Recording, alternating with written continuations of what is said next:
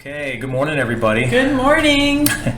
I know you like both of us together, so this will be a conversation more than a sermon. And I know you guys are in Matthew 10, and we are, in light of doing Matthew 10, we're going to go to Luke 10. So, because it speaks of the same, it's the same dialogue. If you're in Matthew 10, it talks about Jesus sending out the 72, and he has a lot of descriptors as far as for them to be obedient and as they go to take no purse and all these things. But I do want to spend just a moment looking at Luke 10 because I think it speaks to what we want to talk about today. Okay. Do you want to read it? Sure. Why don't you read Luke 10 verses 1 through right there. 12. So it says, "After this, the Lord appointed 72 others and sent them 2 by 2 ahead of him to every town and place where he was about to go. He told them, 'The harvest is plentiful, but the workers are few. Ask the Lord of the harvest, therefore, to send out workers into his harvest field. Go, I am sending you out like lambs among wolves. Do not take a purse or bag or sandals, and do not greet anyone on the road. When you enter a house, first say, "Peace to this house." If someone who promotes peace is there, your peace will rest on them. If not, it will return to you. Stay there, eating and drinking whatever they give you, for the worker deserves his wages. Do not move around from house to house. When you enter a town and are welcomed, eat what is offered to you. Heal the sick who are there, and tell them, the kingdom of God has come near to you. But when you enter a town and are not welcomed, go into its streets and say, even the dust of your town we wipe from our feet as a warning to you. Yet be sure of this, the kingdom of God has come near. I tell you, it will be more bearable on that day for Sodom than for that town." Okay. So, when I look at this passage as far as kind of the marching orders for evangelism, there's some interesting nuances that Jesus states that kind of go against our way in which maybe we were brought up as far as looking at how to promote the kingdom or how to promote the church, how to bring people on in. You know, our typical MO or the way we operate has been, I mean, if you were to sum it up as far as how do we share our faith and how we bring others close to the kingdom, what's been the operational mode in which we work? Well, I guess it's opposite of this. To me, the way I understand it is we go out and invite people in, and in this way, he's asking them to go out and look to be invited in. So it's opposite. It's looking for people who are willing to entertain you, or and I don't mean that in a party thing. It's more of a welcoming. So that's how I see it differently. Yeah, one of the things he mentions too, he says, if you see someone on the street, don't even talk to them. Mm-hmm. I know that would be really difficult for me.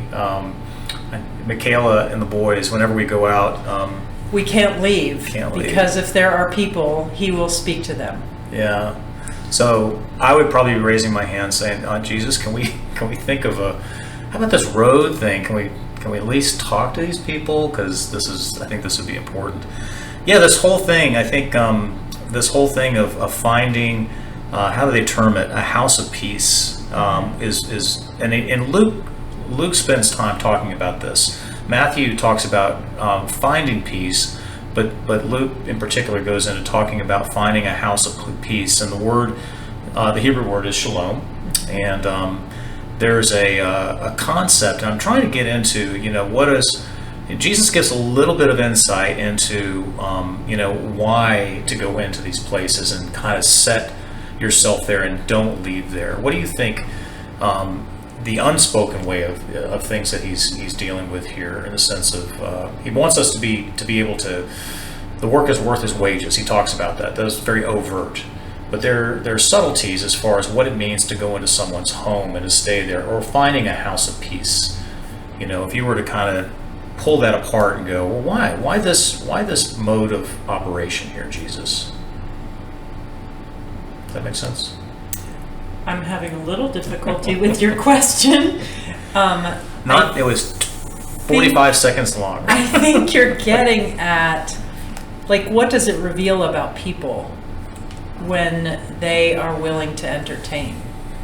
When they're willing, there's a heart behind this shalom, where you are willing to give of yourself. You're willing to meet other people's needs. And it seems to me, he's sending them out, the 72, to towns that he was going to visit. Mm-hmm. And I think it was a way of really preparing people, even identifying those people who already had a heart position of serving and welcoming and meeting the needs of others, which is what the kingdom of God is all about. Right. Is that what you were getting at? I think so. That was my question. But yeah, I do think this is important, is kind of being able to look and define households that God has already been present working in.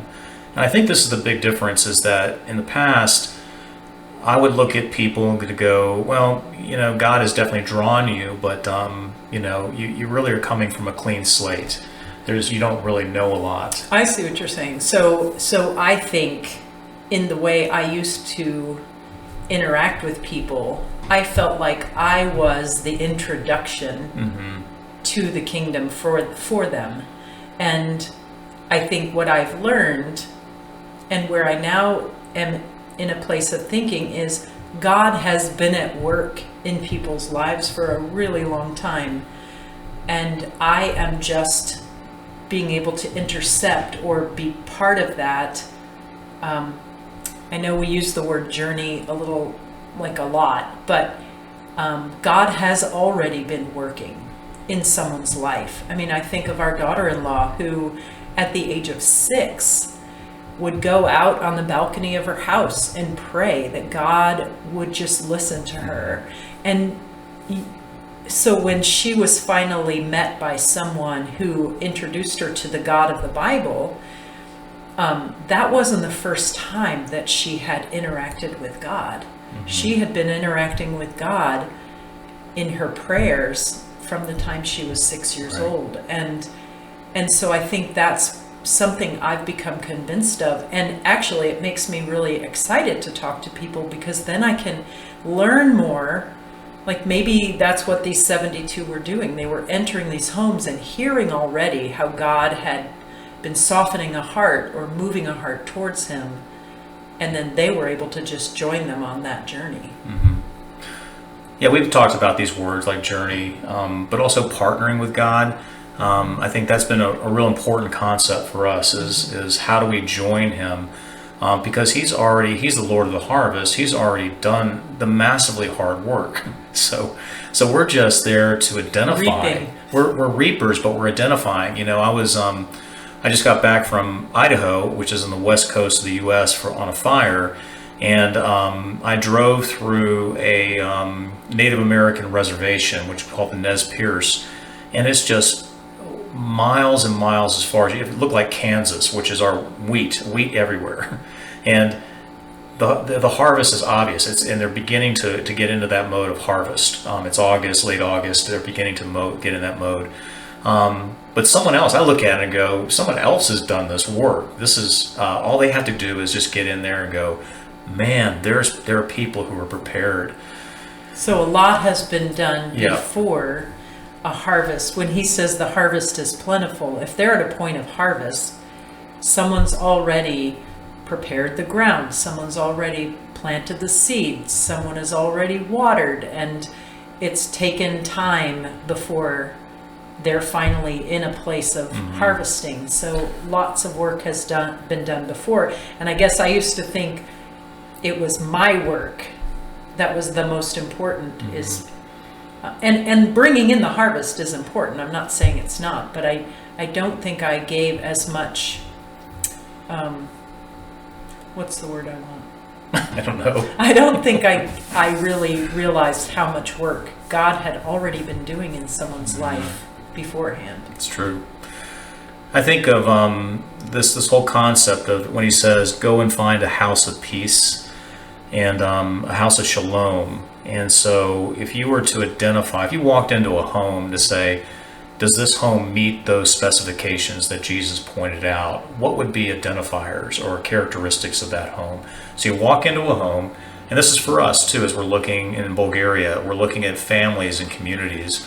What would be identifiers as far as those elements that say, this is a home of peace? Does it mean it's quiet all the time? Does it mean it's...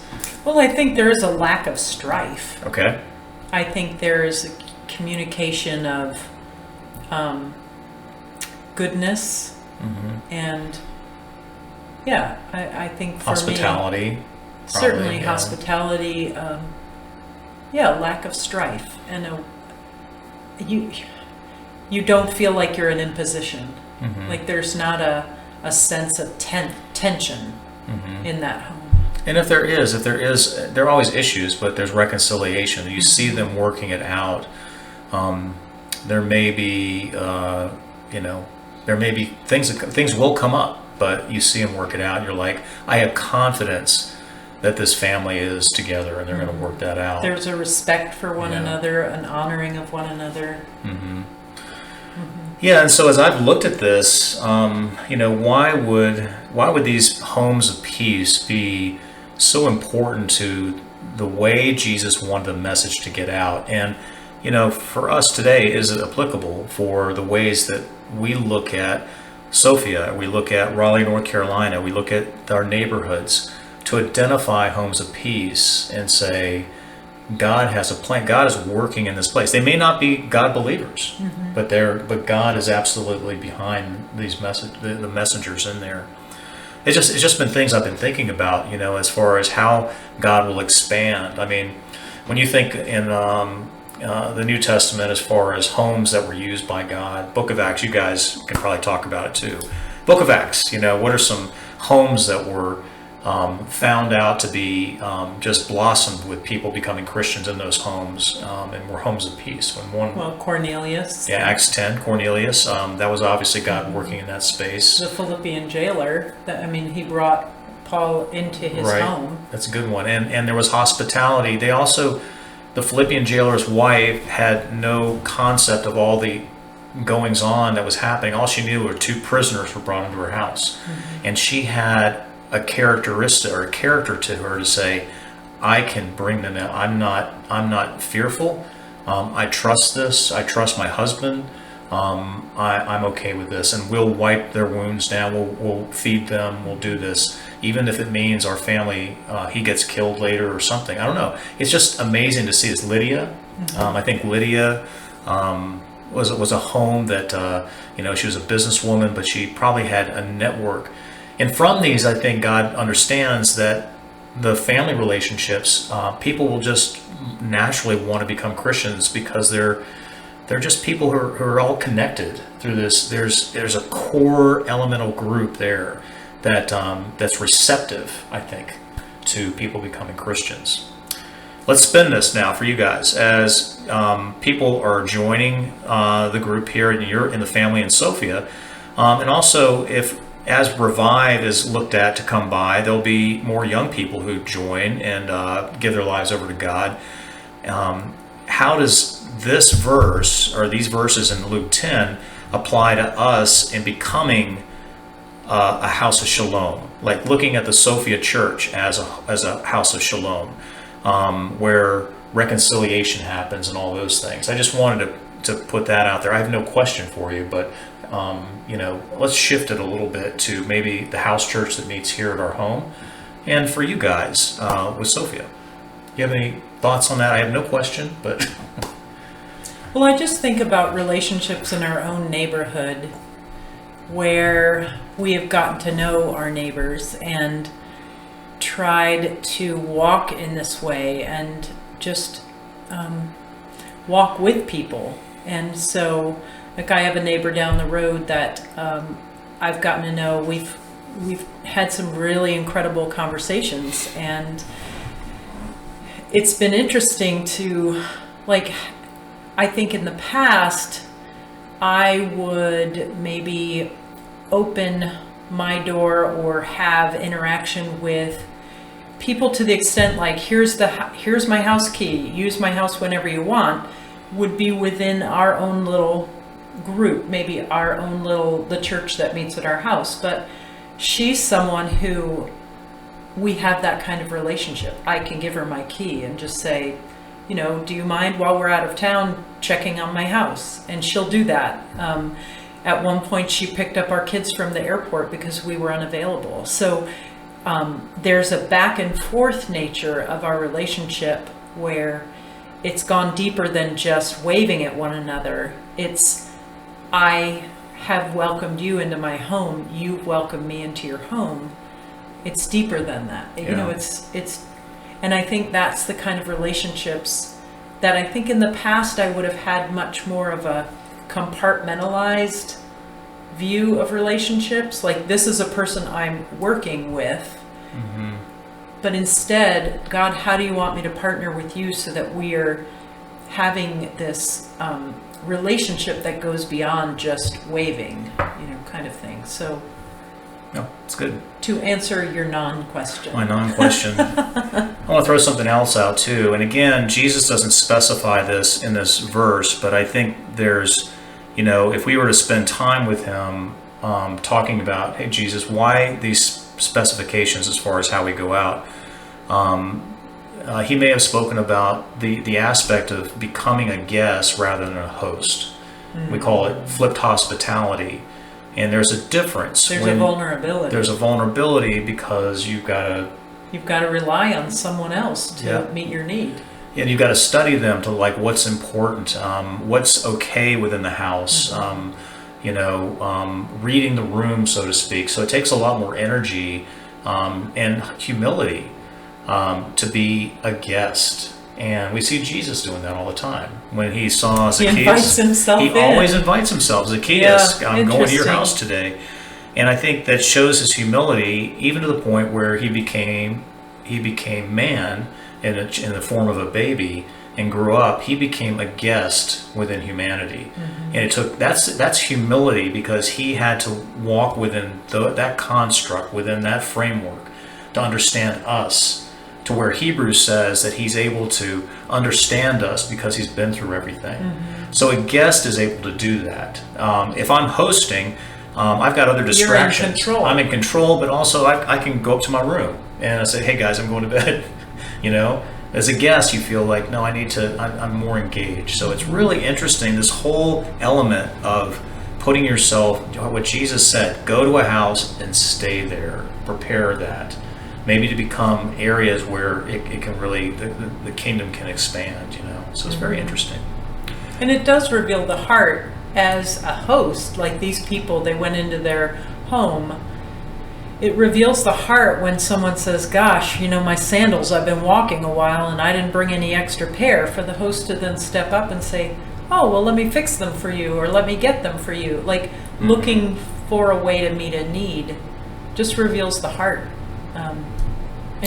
Anyway, we're at about 20 minutes, so we're going to finish up. But I wanted to just finish with this is something that just popped out.